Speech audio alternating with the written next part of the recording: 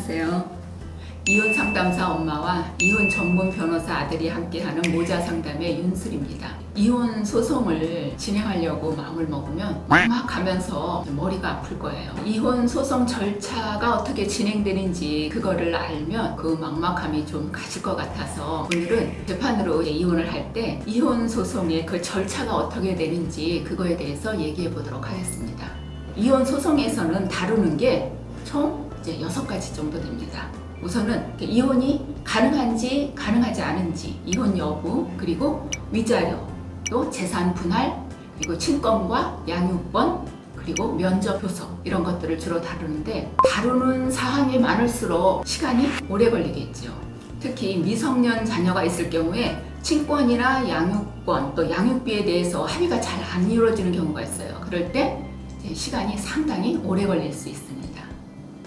어떤 소송이든지 빨리 끝내고 싶지만 특히나 이혼 소송은 정말 빨리 끝내고 싶어들 하세요. 그러면서 시간이 너무 많이 걸린다고 이제 하소연들을 하시는데 당연하죠. 남하고 하는 소송도 정말 빨리 끝내고 싶은데 이건 부부로 살다가 모든 걸 다 까발리면서 하는 이혼 소송은 정말 빨리 끝내고 싶죠. 근데 법원은 관공서잖아요. 차례대로 일 처리를 하기 때문에 시간이 좀 걸릴 수밖에 없습니다. 우선 소장을 접수하면 법원에 배당이 됩니다. 그리고는 상대방한테 그 소장이 송달되기까지 2주가 걸려요. 그 상대방이 소장을 바로 이렇게 받으면 좋은데 출장을 갔다든지 아니면 가출을 했다든지 아니면 일부러 안 받는 경우도 있어요. 그럴 경우에는 몇 달이 걸릴 수도 있습니다. 그렇게 상대방이 소장을 받으면 상대방한테도 답변할 기회를 줘야 되잖아요. 그래서 상대방이 답변서를 제출하기까지 30일 기한을 줍니다. 상대방이 답변서를 제출을 했다. 법원에서 재판 기일이나 조정 기일이 또 잡히기까지 또 한두 달이 걸립니다.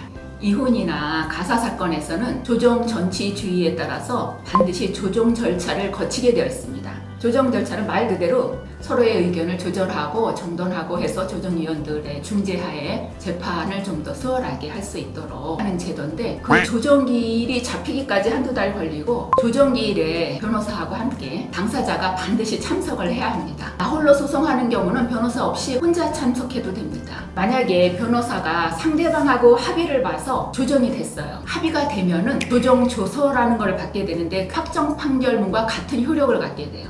이혼 소송이 끝나버리는 거예요. 조정 이혼 소송이 끝나면은 협의이혼에서는 재산 분할이나 위자료 그런 거는 관여를 안 하는데 분명하게 매듭지어지는 그런 효과는 있지만 첫 번째 조정 기일에 조정이 성립되는 경우는 거의 없습니다. 만약에 첫 번째 조정 기일에 조정이 성립이 된다 그러면 아마 협의이혼으로 마무리를 했겠죠. 재판까지 오지도 않고. 그리고 가사조사 절차라는 게 또 있어요. 변호사 없이 당사자만 참석하는 거예요. 그래서 가사조사관하고 얘기를 나누는 건데 소송을 하는 원고나 또 그 답변서를 내는 피고나 자기 입장에서만 쓰는 경향이 있기 때문에 가사조사관이 객관적으로 이렇게 보고서를 쓰는 거예요. 그래서 그거를 법원에 제출을 하면 법원에서 재판할 때 참고사항으로 삼습니다. 한 2번에서 3번 정도 가사조사가 이루어집니다. 조정위원들 보기에 조정이 이루어질 가능성이 전혀 없다. 그렇게 판단하면 이제 재판으로 넘어가겠죠. 변론기일에는 당사자가 참석하지 않아도 됩니다. 변호사만 참석을 해도 돼요. 조정이 이루어지지 않아서 재판을 시작이 되면 5번, 6번, 7번 이제 변론기를 거치는 동안 또 그 간격이 있으니까 또 시간이 많이 가겠죠. 마지막 변론 종결일이 되면 그날 판사님의 그 최종 판결이 나오는 것도 아니에요. 이제 변론 종결일이 끝나고 나면 그리고 나서도 한 2, 3주 후에 선고 기일이 잡힙니다. 최종 판결이 나오게 됩니다. 이렇게 판사님의 판결 확정문이 나오게 되면 이혼 소송이 다 끝나게 되는 거죠. 여러 가지 절차를 거치다 보니까 이혼 소송은 짧게는 6개월에서 아니면 보통은 1년에서 1년 반 정도 걸리게 됩니다. 안재영 변호사님 모시고 궁금한 사항 질문해 보도록 하겠습니다. 안녕하세요. 안재영 변호사입니다. 오늘은 이혼 소송 절차에 대해서 물어보고 싶은 게 있어요. 먼저 이제 조정에 대한 질문인데 조정일에 참석을 해서 어렵사리 이제 조정안에 합의를 했어. 상대방하고. 근데 며칠 후에 합의안과 동일한 내용의 조정 조서를 받았어. 근데 받아서 보니까 너무 억울한 거야. 그럴 때 다시 재판을 받을 수 있나? 결론부터 얘기하면 그럴 때는 안 돼. 조정 기일에 참여를 해서 그 조정위원들이 있고 이제 조정안이 합의가 되면 판사님 오셔가지고 거기서 합의가 되면 그 자리에서 조정조서가 작성이 되고 자기가 혹은 자기가 변호사가 있으면 변호사라도 거기 자리에서 사인을 한단 말이야. 그리고 그 사인하는 순간 이거는 뒤집을 수 없는 거야. 나중에 조정조서가 날라오긴 하는데 이거는 그냥 형식적으로 다시 한번 발화라고 날라오는 거지 거기에 대해서는 무슨 효력이 있는 게 아니야. 헷갈리는 경우가 있는데 당장에 여기 안에서 합의를 못하는 경우가 있어. 그럼 판사님이 자 그러면 두 분이 계속 의견 차이가 있으니까 제가 중간 합의안을 만들어서 보내드릴 테니까 이거 읽어보시고 거기서 이의할 거 있으면 이의를 하세요. 이렇게 보내주는 경우가 있어. 그래서 강제 조정 결정 혹은 화해 권고 결정문을 보내줄 때가 있거든. 그거는 받아봤을 때 2주 안에 이의를 하면은 다시 재판으로 돌아가는 건데 그런 거 없이 그냥 그 자리에서 다 합의해서 조정위원들이랑 판사님이 동의하시죠? 동의하셔서 동의합니다 하고 사인했으면 그거는 끝나는 거야. 두 가지 모두 다가 조금 헷갈릴 수가 있는 게 법률 전문가가 아니면 하나는 화해 권고 결정문이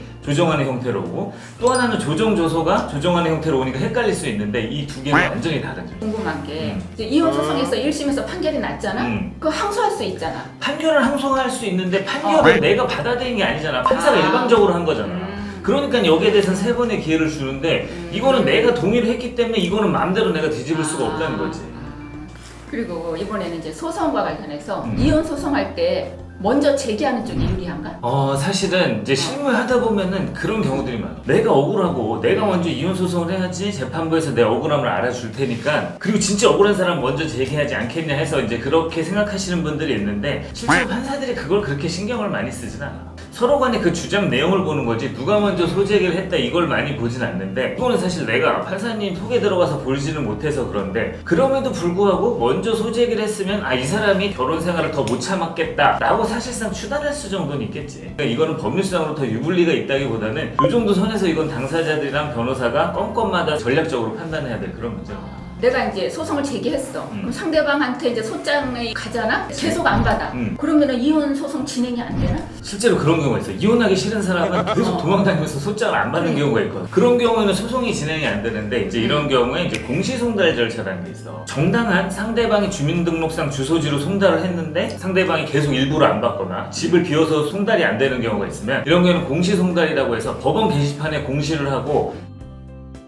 원고가 청구한 대로 그대로 판결을 해. 그러니까 공시송달이 되면은 내 배우자가 나한테 이혼 소송을 했는데 내가 계속 집이 없어서 못 받았다라고 하면은 공시송달로 내가 모르는 사이 이혼이 될 수 있다는 거지. 근데 이제 이거는 이렇게 간단한 일은 아니고 공시송달이 되기까지는 최소 6개월에서 1년까지도 걸리는 게 판사님들도 집에 몇 번 없으면 공시송달을 해주지 않거든. 그 집에다가 해보고 야간 송달도 해보고 주말 송달도 해보고 여러 번 하고 그리고 이혼은 일반 민사소송보다도 더 공시송달 요건을 엄격하게 보는 게 이혼은 서로 간에 친족들, 가족들도 알고 있잖아. 친족들한테도 법원에서 물어봐. 지금 이 사람한테 이혼 소송이 청구됐는데 지금 당신 딸이나 아들한테 이혼 소송이 제기됐다. 어디 있느냐 이렇게 알려주도록 그런 요건까지도 충족이 돼야 돼. 그래서 이거 친지 사실조회라고 하는데 친지들에 대한 사실조회까지 해보고 그래도 아무도 연락처를 모른다. 그래야지만 이제 공시송달을 해주는 거지. 결과적으로 본인이 모르는 사이에 이혼 판결이 나서 이혼이 가족관계 등록부에 기재될 수는 있는 거야. 그 공시송달로 만약에 이제 이혼이 됐어. 그러면은 그 당사자가 난 모르는 사이에 이거 이혼됐다. 그리고 이의제기하면서 이걸 다시 다툴 수가 있나? 그거는 당연히 다툴 수가 있지. 공시송달이 되면 1심 판결이 끝난 거야. 1심 판결이 끝난 거고 상대방이 당연히 모르니까 항소도 안 하겠지. 그래서 1심 판결이 확정된 상태인데 상대방이 알게 되면 안날로부터 2주 안에 2심 판결 항소 제기를 할 수가 있는 거야. 항소 제기를 할 수 있는데 이제 여기서 조금 황당한 경우가 있는 게 내가 내 와이프가 이혼하고 싶은데 집을 비워 자꾸 어디 있는지 몰라. 그래갖고 공시송달로 이혼을 했어. 이 와이프는 모르잖아. 이혼이 됐으니까 나는 이제 법적으로 총각이 됐잖아. 그래서 내가 사실혼 관계를 맺든 혼인을 하든 내가 혼인을 한 거야. 근데 나중에 내 와이프가 알고 나서 여기에 대해서 이의 신청을 하면은 낸 이혼 소송이 기각될 수가 있는 거야. 그렇게 돼서 이혼이 기각되면 나는 혼인이 2개인 상태가 될 수 있잖아. 내가 두 번째 한 혼인은 이제 중혼으로 취소돼야 되는 그런 상황이 올 수도 있는 거지. 그래서 공시송달로 이혼을 하게 되면 사실은 굉장히 불안정한 상태이기 때문에 공시송달로 이혼하면은 내가 다시 혼인을 하거나 사실혼을 맺거나 이렇게 하기가 굉장히 애매한 상황에 처한 건 맞긴 맞죠. 왜냐면 나중에 언제든지 알고서 다툴 수가 있으니까. 그래서 그거는 주의해야 되는데 어찌됐든 지금 당장 너무 답답하면 공시송달로라도 해야 될 수밖에 없는 거지. 대부분의 경우에는 내가 이제 새로 사랑하는 사람이 생겨서 이 관계를 정리하고 이제 재혼을 하려고 하는 목적이 많은데 공시송달로 하면 그렇게 불안정한 상태에서 새로운 혼인관계를 맺어야 되니까 현실적으로 조금 애매한 면은 있어요. 그럼 오늘 이혼 소송에 대해서 궁금한 거를 몇 가지 있었는데 그게 이제 좀 해소가 됐네. 오늘 말씀 감사합니다. 네, 감사합니다. 오늘은 재판으로다가 이혼할 때 이혼 소송을 하면서 그 절차가 어떻게 되는지 궁금한 사항들에 대해서 알아보았습니다. 그럼 다음 주에 다시 뵙도록 하겠습니다. 감사합니다.